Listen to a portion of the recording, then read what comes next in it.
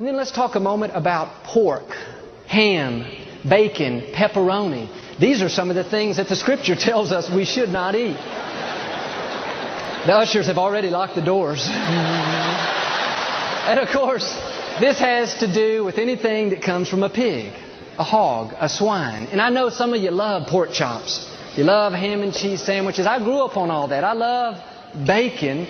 But for our health's sake, we have to be willing to make some changes. God knows what's best for us.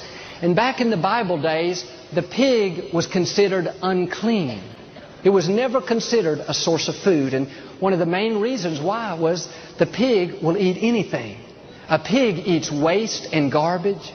This is kind of gross, but a pig will eat its own dead child. A pig will eat other sick and infected animals. They're scavengers. And what's interesting is the pig has one of the quickest and poorest digestive systems of any animal. It takes only 4 hours, and that's not good.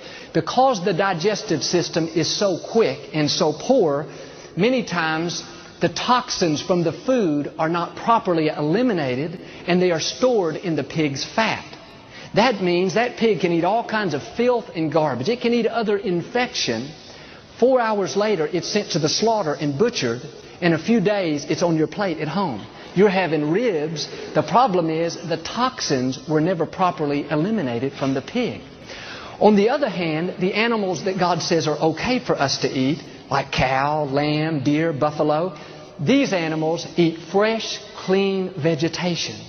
Their digestive system is much more sophisticated. In fact, a cow basically has 3 stomachs. And that fresh, clean vegetation is processed through a digestive system that takes 24 hours. Think about it. 24 hours versus 4 hours. Would you rather eat an animal that eats waste and filth, or an animal that eats fresh, clean vegetation? An animal that poorly processes the food and stores the toxins in its fat, or an animal that properly eliminates the toxin from its body? I don't know about you, but I don't want to take a chance of putting that kind of junk in my body. And as I said, I love bacon, but a few years ago, we switched over and started eating turkey bacon. I can't tell the difference now. I love pizza, but I don't eat pepperoni anymore. I made changes not only for my health's sake, I made changes to honor God. And I believe that if I'll do what I can to take care of myself, God will do what I can.